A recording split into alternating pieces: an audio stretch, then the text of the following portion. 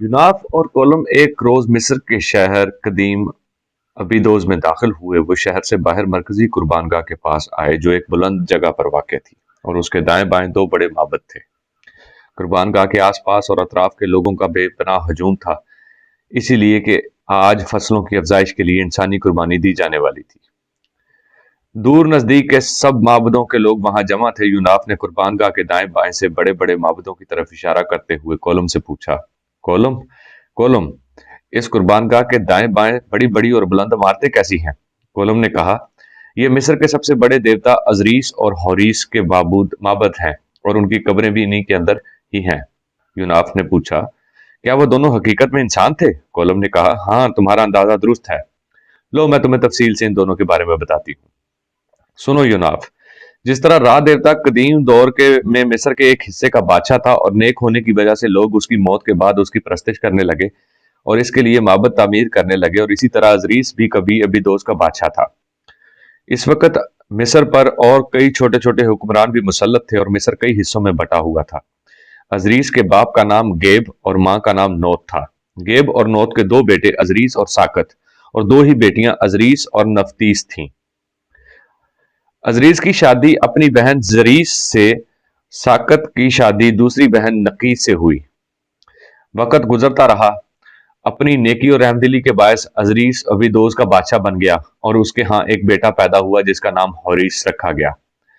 जिस वक्त अजरीस अबीदोस का बादशाह बना उस वक्त मिस्र के बाशिंदे बिल्कुल वहशी, जंगली और खूनखार थे, और इस पर मुस्ताजाद ये कि आदम खोर भी थे। अजरीस ने जो गेहूं के जंगली पौधे तलाश किए और अहले मिस्र को काश्तकारी का फन सिखाया। अजरीस की वजह से अहले मिस्र ने आदम खोरी तर्क कर दी और अपनी खुराक के लिए अनाज पैदा करने लगे। इसके अलावा नेक दिल और रहम का जज्बा रखने वाले अजरीस ने मिस्र के बाशिंदों को दरख्तों का फल खाना और अंगूर की शराब बनाना भी सिखाया। अजरीस चाहता था कि मिस्र के सब लोग अबीदोस की तरह तहजीब की उन बरकतों से वाकिफ हो जाएं, लिहाजा उसने अपनी बहन और बीवी अजरीस को अबीदोस के तख्त पर बिठाया और खुद मिस्र के सफर पर रवाना हो गया। वापस आया तो लोगों ने उसका शानदार इस्तकबाल किया और उसे देवता करार दिया। उसका भाई साकत, जो उम्र में अजरीस से छोटा था, उससे उसकी शोहरत और हरदिल अजीजी से जलने और हसद करने लगा। उसने इरादा कर लिया कि वह अपने बड़े भाई अजरीस को कत्ल करके खुद अबीदोस का बादशाह बनकर अपने भाई जैसा हरदिल अजीज हो जाएगा, और ना सिर्फ ये कि अपनी कुवत को मजबूत और मुजतमे करके आसपास के इलाकों पर भी कब्जा करके अपनी सल्तनत की हदूद को वसी करेगा। अपने इन इरादों की तकमील के लिए साकत ने सोते हुए अजरीस के बदन का नाप हासिल कर लिया। मिस्र में अजरीस के दो सबसे बड़े और मोतबर मोहब्बत थे, एक नील के डेल्टा में बोरायरस के नाम पर और दूसरा अबीदोस में। अजरीस का त्योहार अक्टूबर में मनाया जाता था और उसके मुताबिक उसने एक निहायत खूबसूरत ताबूत बनवा लिया। एक रोज जबकि शराब का दौर चल रहा था, सब लोग मदहोश हो रहे थे, साकत ने अजरीस को इस ताबूत में डाला और ताबूत का ढकना बंद करके उसके पट पर पिघला हुआ सीसा भर दिया और ताबूत को दरिया नील में बहा दिया। जब अजरीस को इस हादसे की खबर हुई और उसने अपनी जुल्फें काट डाली, मातमी लिबास पहना और अपने शौहर की तलाश की खातिर अबीदोस से रवाना हो गई। इधर अजरीस का ताबूत दरिया नील से निकलकर समुद्र में दाखिल हुआ और तुंदो तेज मौजें उसे बहाकर बबलूस के साहिल की तरफ ले गई। लबनान में अरबों का एक मशहूर साहिली शहर बबलूस है। जिस जगह वो ताबूत आकर साहिल से लगा, वहां दफतन एक बहुत बड़ा दरख्त जमीन से नमूदार हुआ और उस दरख्त ने उस ताबूत को अपने तने में छुपा लिया। दफतन वहां फोनिकी बादशाह मलकानंदर ने इस दरख्त को देखा। फोनिकी वो अरब थे जो अरब के सहराओं से निकलकर लेबनान में जाकर आबाद हुए और इनका पेशा तिजारत और जहाजरानी था। दफतन वहां के फोनिकी बादशाह मलकानंदर ने इस दरख्त को देखा और उसे दरख्त बहुत पसंद आया और उसने हुक्म दिया कि इस दरख्त को काट कर इसका तना उसके महल में नस्ब कर दिया जाए। चुनाचा ऐसा ही हुआ। बादशाह के मुसाहिबों ने वो दरख्त काट कर महल के बाग में नस्ब कर दिया। उस तने के अंदर अभी तक वो ताबूत महफूज था जिसमें अजीज की लाश थी। अजीज को खबर हो गई कि उसके शोहर की लाश का ताबूत बहता हुआ फोनिकियों के साहिल पर आ लगा और अब वो एक दरख्त के तने में महफूज है जो बादशाह के महल में नस्ब है। अजीज ये खबर इसलिए हासिल कर लेती थी कि वो एक बेहतरीन साहिरा थी और अपने दौर में मंतर करने में जवाब न रखती थी। बहरहाल उसे अपने शौहर का ताबूत हासिल करने की खातिर अजरीस ने एक गरीब औरत का भेस बदला और उस कुएं की मुंडीर पर आ बैठी। लबनान में चंद बरस कबल तक ये कुआं आबाद था और औरतें इस कुएं से पीने के लिए पानी भरा करती थीं, लेकिन अब यह कुआं खुश्क और खंडर हो चुका है। عزیز یہ خبر اس لیے حاصل کر لیتی تھی کہ اس کا بہترین ساحرہ تھی اور اپنے دور کی منتر کرنے میں جواب نہ رکھتی تھی۔ بہرحال اس نے اپنے شوہر کا تابوت حاصل کرنے کی خاطر عزیز کے ایک غریب عورت کا بھیس بدلا اور اس کنویں کی منڈیر پر آ بیٹھی جو شاہی محل کے قریب تھا۔ وہ یہاں بیٹھ کر روتی رہتی اور جب محل میں کام کرنے والی عورتیں وہاں پانی بھرنے آتی تو عزیز ان کی زلفیں سنوارتی اور اپنے مقدس جسم کی خوشبو سے ان کے بالوں اور جسموں کو مہکاتی رہتی۔ آخر عزیز کا چچا محل میں پہنچ گیا۔ بادشاہ ملکانندر کی ملکہ نے اسے محل میں طلب کیا اور اسے اپنے بیٹے کی آیا کے طور پر محل میں ملازم رکھ لیا۔ عزیز اس شہزادے کو اپنا دودھ نہ پلاتی تھی بلکہ صرف اپنی انگلیاں بچے کو چسا دیتی تھی اور بچہ آسودہ اور مطمئن ہو جاتا تھا۔ ایک دن ملکہ نے بچے کو عزیز کی نگاہوں سے انگلیاں چوستے دیکھا، تب عزیز نے ملکہ سے اپنی اصلیت اور مصیبت اور دکھ کی ساری داستان کہہ دی۔ ساتھ ہی اس نے ملکہ سے درخواست کی کہ وہ درخت کا وہ تنا جو محل میں نصب ہے اس کے حوالے کر دیا جائے، اس کے اندر اس کے شوہر کی لاش ہے۔ بادشاہ ملکانندر اور ملکہ دونوں اس پر رضامند ہو گئے اور درخت کا وہ تنا انہوں نے عزیز کے حوالے کر دیا۔ عزیز نے تنے کے اندر سے وہ تابوت نکال لیا جس کے اندر اس کے شوہر عزیز کی لاش تھی اور پھر اس تابوت کو کشتی میں رکھ کر مصر کی طرف روانہ ہو گئی۔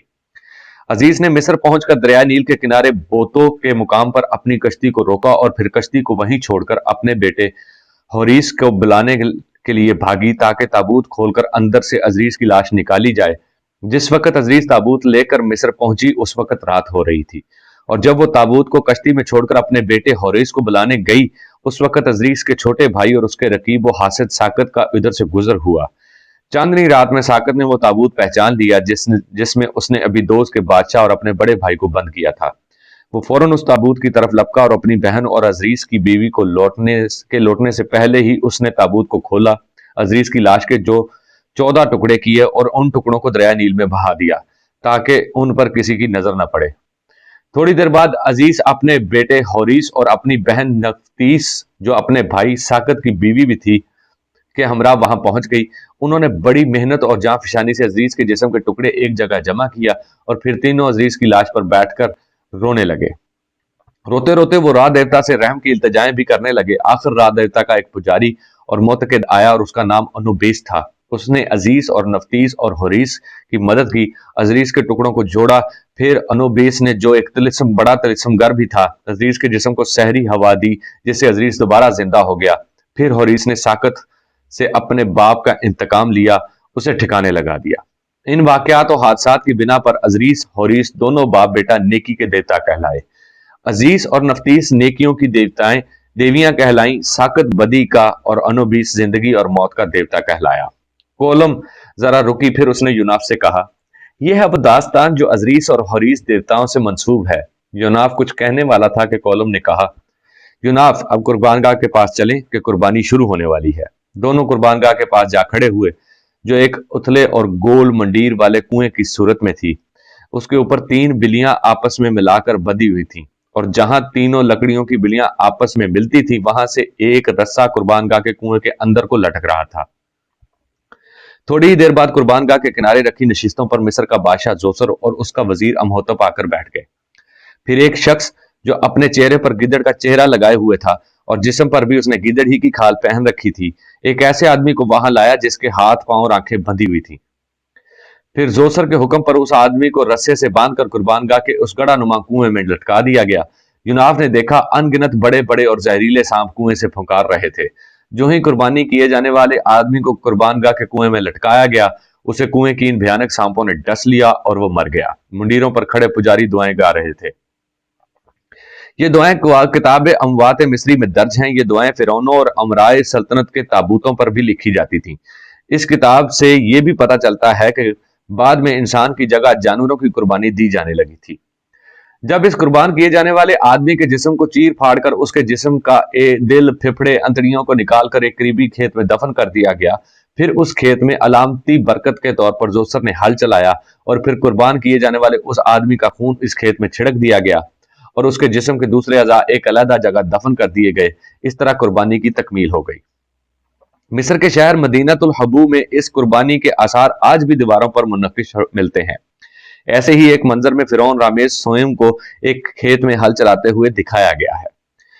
قربانی کی رسم کے بعد یوناف نے کولم کو مخاطب کرتے ہوئے کہا، کولم اب تم یہاں سے اپنے معبد کی طرف چلی جاؤ میں یہاں سے منفذ کا رخ کروں گا اور وہاں ایک فوق البشر قوتوں کا سراغ لگا کر ان کا خاتمہ کرنے کی کوشش کروں گا، جن کی وجہ سے قدیفہ زخمی ہوا اور جنہوں نے اسے احرام کے طلسمی عفریت کا دوبارہ سامنا کرنے کی دھمکی دی تھی۔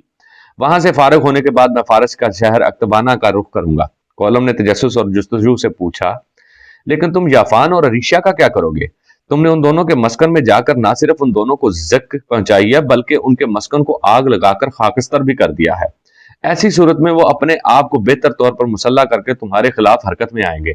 میرا ان دونوں سے متعلق تمہارے لیے مخلصانہ مشورہ یہ ہے کہ ان دونوں کی طرف سے بے حد محتاط اور چوکنے رہو۔ پھر اس نے مزید بتایا، سنو، جہاں یافان نقیب، بغاوت اور سرگشتہ او ویران کر دینے والا طلسم گر ہے، وہیں وہ سیاہ زندہ مرکہ ابلیسی، خد و خال کا پیکر اور صفالین کا سر اولین بھی ہے۔ وہ بوڑھے باریک بین سورج جیسا دانا اور بوڑھا ہو جانے کے باوجود ایک جری، بے خوف اور بے خطر آدمی ہے۔ وہ عبد الصنم جب اپنے انتقام پر آتا ہے تو ایسا لگتا ہے جیسے ابلیس کے منہ سے لگام نکل گئی ہو۔ اس سے محتاط رہنا، اگر کبھی تم نے اس کے قابو میں آ گئے تو وہ غاروں کے اندھیروں اور بگولوں کے اندر اڑتے ریگزاروں کی طرح تم پر وارد ہوگا اور تمہارے چہرے پر وقت کی بدترین اور المناک داستان مرقوم کر کے تمہاری زیست کو داغدار کر دے گا۔ دوسری طرف ریشا بھی بڑی مرد مار قسم کی عورت ہے۔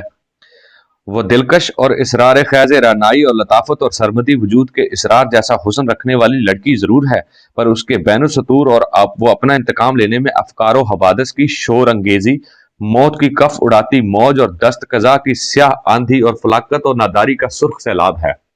ریشا اپنی حریفانہ کشمکش میں بگولے سے طوفان بن جانے والی لڑکی ہے۔ یاد رکھو، یہ دونوں باپ بیٹی کسی مناسب موقع پر ضرور تم سے ٹکرا کر تم پر ضرب لگانے کی کوشش کریں گے۔ اور سنو یوناف، اپنی زندگی کے برہم و پریشان اور رقصاں اور جولاں دونوں دنوں میں سے اگر کبھی فرصت ملے تو را دیوتا کے معبد میں مجھے ضرور آ کر ملنا۔ یوناف نے کہا، اگر قدرت نے کبھی مہلت دی تو ضرور آؤں گا۔ اس کے بعد یوناف ابیدوس شہر میں کولم سے رخصت ہو گیا اور اس کا رخ اب سکارا کے میدانوں کی طرف تھا۔ پرعذاب شب کا خاتمہ ہو گیا تھا۔ سورج نے محروم آسمان و مشرق کی طرف سے روشنیاں ایک تاجیل سے ترارے بھرنے اور چھلانگیں لگانے لگی تھیں۔ رات کی نیندوں کا وہمہ اور اندھیروں کے بیداری کا مجاہدہ ختم ہو گیا تھا اور دنوں کی محنتوں کا ثمر شروع ہو رہا تھا۔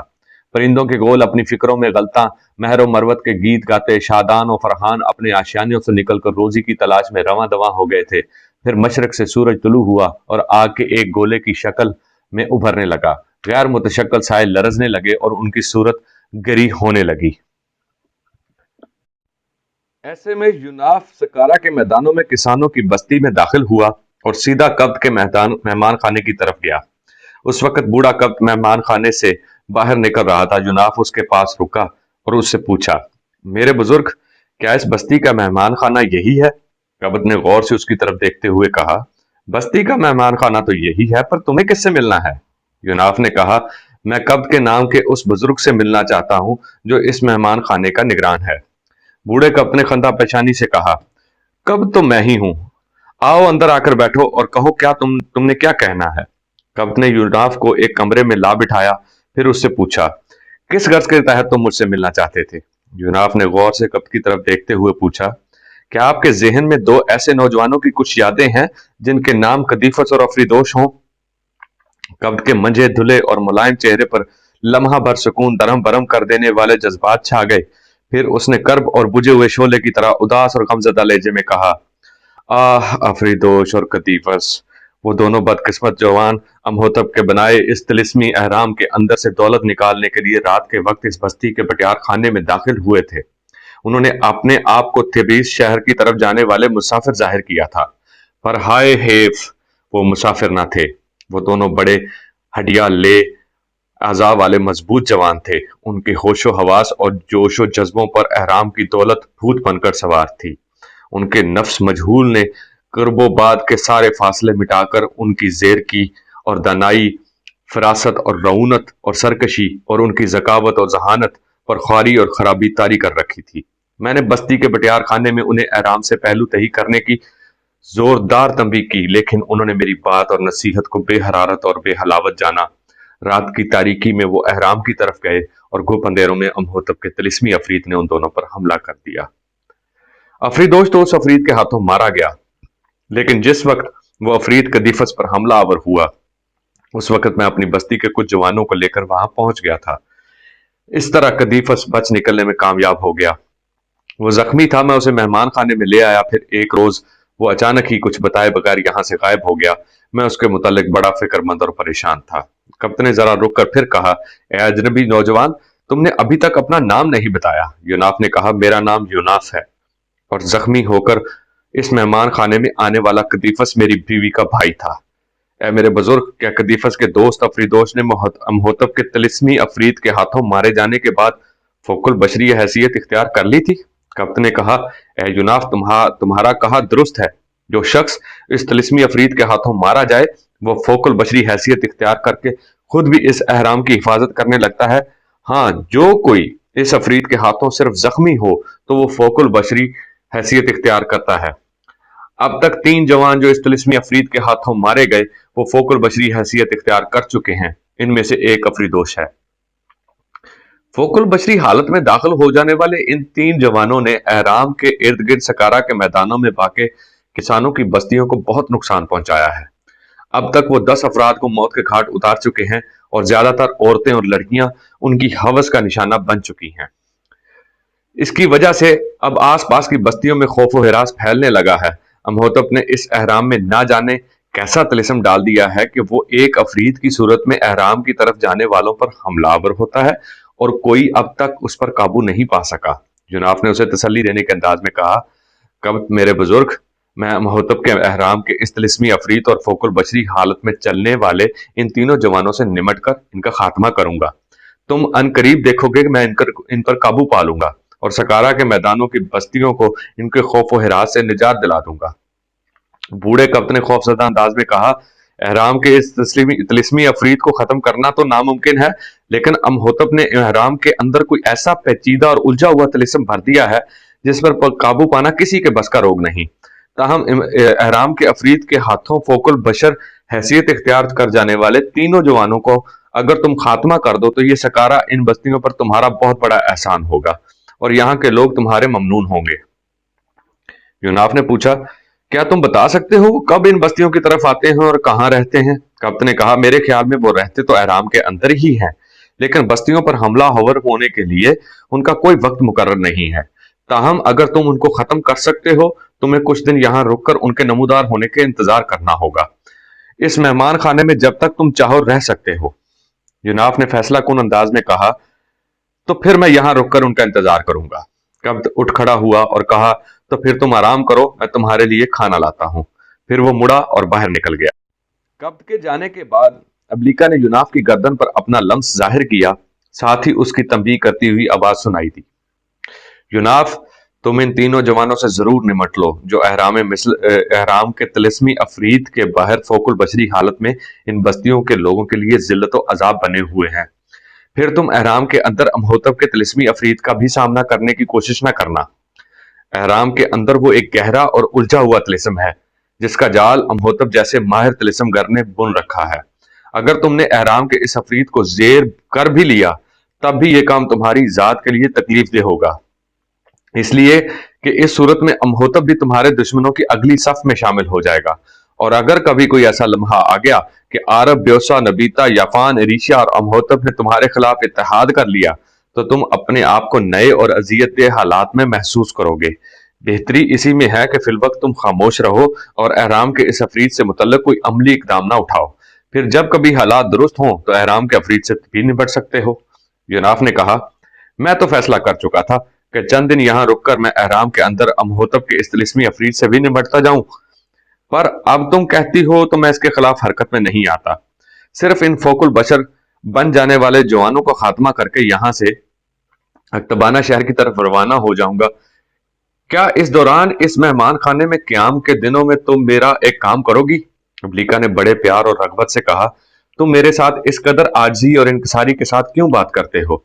तुम हुक्म देने के अंदाज में मुझसे यह भी कह सकते हो कि मेरा ये काम कर दो। अच्छा कहो, क्या काम है? यूनाफ ने कहा, यह मालूम करो कि याफान और अरीशिया दरियाए नील के अंदर अपने मस्कन के जल जाने के बाद अब कहां और किस तरफ गए हैं, ताकि मैं उनकी तरफ से मोहतात रहूं और अगर जरूरत दरपेश हो तो उनके खिलाफ हरकत में आ सकूं। वलीका ने कहा, मैं अनकरीब तुम्हें बताऊंगी कि याफान और उसकी हसीन बेटी अरीशा दोनों कहाँ हैं। फिर उसने जरा रुक कर कहा, यूनाफ, मेरे ख्याल में याफान और अरीशा किसी ऐसी महफूज जगह चले गए हैं जहां चंद रोज तक सस्ताने के बाद वो तुम्हारे खिलाफ हरकत में आएंगे।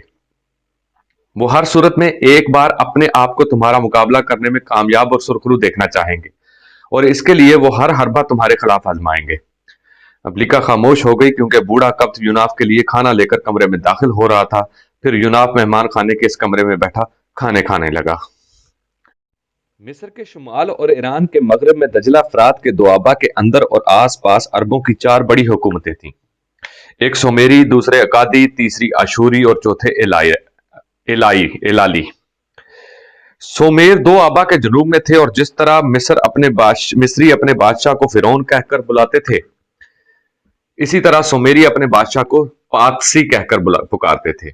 उनका मरकजी शहर जहां उनका पातसी रहता था, अरीदो था। उनके दीगर बड़े बड़े शहर लवासा, असीन, खफा, अरोक, उर, ग्वालाश, नपूर, कश और अबीद थे। उनका अकीदा था कि उनका पातसी अमूर सल्तनत खुदा की मर्जी के मुताबिक सरंजाम देता है। इस लिहाज से पातसी एक तरह के मुतलक उल इनान बादशाह थे। इराक के दो आबा के अंदर सुमेरियों की शुमाल में औकादी सल्तनत थी। उनका मरकजी शहर औकाद था। इनके दूसरे बड़े शहर कीस, सिपार और बाबल थे। अपने मरकजी शहर औकाद की निस्बत ये लोग अकावी कहलाना पसंद करते थे। अकादियों के शुमाल में आशूरी सल्तनत थी। उनका मरकजी शहर आशूर था। दीगर बड़े बड़े शहर नीनवा, कला थे। अरब के सहराओं से निकलकर पहले पहल ये लोग बाबल के आसपास बैठ गए। वहां से भी तुर्क वतन होकर शुमाल की तरफ बढ़े और शुमाल के वसी इलाकों पर अपनी सल्तनत कायम कर ली। इनके मरकजी शहर और इनके सबसे बड़े देवता का नाम भी आशूर था, और खुदा को भी ये लोग आशूर कहकर पुकारते थे। ये लोग ज़राअत पेशा थे, लेकिन जिन इलाकों में ये आकर आबाद हुए वो चौंके बाबल की तरह जरखेज और शादाब ना थे, इसलिए उन्होंने लूट मार को अपना पेशा बना लिया। हर साल मौसम बहार में ये हमसाया ममालिक में लूट मार, कत्ल गारत करते, और जो लोग इनके हाथों असीर होते उन्हें गुलाम बना लेते और उनसे मेहनत और मुशक्कत का काम लेते। इनकी तादाद चौंके कम थी और इनके मकबूजा इलाके बहुत वसी थे, लिहाजा अपनी मफतू अकवाम को मती रखने के लिए इनके साथ सख्त रवैया रखते थे। इनके मगरब और जुनूब मगरब की तरफ कदीम हती कौम आबाद थी, और इनके शुमाल में पुरानी कासी कौम आबाद थी। कासी कौम करमान शाह के नजदीक कोहिस्तानी सिलसिले के अंदर आबाद थी। इस कौम का सिलसिला अब तक जारी है, और ये लोग कासी या कासू की बजाय कुर्द कहलाते हैं। इनके मशरक में कोहिस्तान जागरोस के इस पार शुमाल ईरान की ताकत और सल्तनत थी, जिसका बादशाह उन दिनों होशंग था। आशूरी शुरू शुरू में मुख्तलिफ कबाइल में बटे हुए थे, और उनका सरदार कबीले का जादूगर ही एक तरह से उन पर हुकूमत करता था। हाँ, जरूरत पड़ने पर ये लोग अपने मरकजी शहर आशूर के हुक्म पर काम करने को तैयार हो जाते थे। इन्होंने बाकायदा एक ताकतवर सल्तनत की शक्ल बहुत बाद में इख्तियार की। आशूरियों ने बहुत बाद यानी 1600 कबल मसीह में एक जबरदस्त सल्तनत और कुवत की शक्ल इख्तियार की। इस इलाके में अरबों की चौथी बड़ी सुल्तान एलान थी। इसका मरकजी शहर शोश था।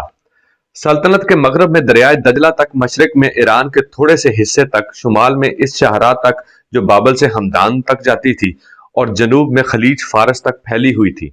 मरकजी शहर शोश के अलावा इनके दूसरे बड़े शहर मादा, कतौरमी, ओहबार्स और खाइदालो थे। बाज मौरखीन का ख्याल है कि खादिलु शहर इस जगह आबाद था जहां आजकल मशहूर शहर खुरम आबाद है। आसमान पर सितारे रुखसती हंसियां उड़ा रहे थे। सुबह तलू हो रही थी। कायनात की हर शय की आंखों में मुस्कुराहट बिखरने लगी थी। पके हुए लसूड़े जैसी हसीनाएं पानी भरने झरनों पर चल पड़ी थीं। सोए समुंदर जाग उठे थे। ताबिंदा सूरज ने हर सू अपनी किरणें बिखेर दी थीं, और चवाहे अरगनों की गहरी गूंजदार आवाजों से हम आहंग होकर हसीन नगमे बिखेरते हुए अपने रेवड़ों को चरागाहों की तरफ ले जा रहे थे। ऐसे में आशूरी अरबों ने कोहिस्तान जागरोस के सिलसिले को अबूर किया और शुमाल ईरान में कौम हाद की सल्तनत की हदूद में दाखिल हुए। इनका लश्कर हजारों की तादाद में था। वो अपने एक सरदार यखला की सरकर्दगी में कोहिस्तानी सिलसिले से निकलकर लूट मार के घर से सल्तनत अक्तबाना की हदूद में दाखिल हो गए थे। सरवत और दौलत के मुतलाशी अशूरी अरब आहों के झोंकों, कहर के फैले पर्दों, तूफानी रात की ठिठरा देने वाली यख बस्तगी, अताब जहन्नुम, फना की राख और वहमो अवहाम की पुजारियों की तरह अक्तबाना की शहर हुक्मरान कौम के इलाकों पर हमला आवर हुए। उन्होंने ईरान की सरजमीन में अपने गैर फानी अमल और मर्ग आफरीन रक्स की इब्तदा कर दी थी। इनके हमलों में मौत की वसत और पिनहाई और मर्ग की हरारत और तवानाई थी। जिन ईरानी बस्तियों में अशूरियों ने लूट मार और कत्लो गारत शुरू की थी, उनके मकीनों ने अपना दिफा करने की भरपूर कोशिश की, लेकिन उन्हें बुरी तरह नाकामी हुई थी। अशूरी अनगिनत सदियों की तारीकी वक्त के सैलाब की तरह कौम की तकदीर को सरनिगू करते हुए आगे बढ़ते रहे। अपने सामने आने वाले हर ईरानी को उन्होंने खून बदामा और खून आलूद कर दिया था।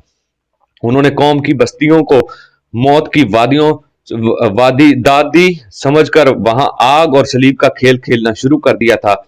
ऐसा लगता था कि उनके पस पर्दा कोई साहिर काम कर रहा है। वो अपने सामने जमने वाली हर कुवत को खाक में लथड़ाते, खून में नहलाते, अपने सरदार यखला की सरकदगी में फतह और नफरत की किरणों और एक हंगामा और अजदहाम की सूरत आगे बढ़ते रहे। ऐसा लगता था वे कोई असातीरी वजूद रखते हैं जिनका सद्देबाब मुमकिन नहीं। आशूरियों ने कौमे हाथ के जवानों पर रूह की पजमुर्दगी तारी करके उनके आगाज और अंजाम और उनके अमरोज फराद को तकरीब और तबाही का मरकब बनाकर रख दिया था। ईरानी बस्तियों और कस्बों को लूट लूट कर वो हाथ आने वाले माल और नकदी और जवाहरात कोहिस्तान जागरूस के अंदर अपने खास दस्तों की जेर निगरानी महफूज करने लगे।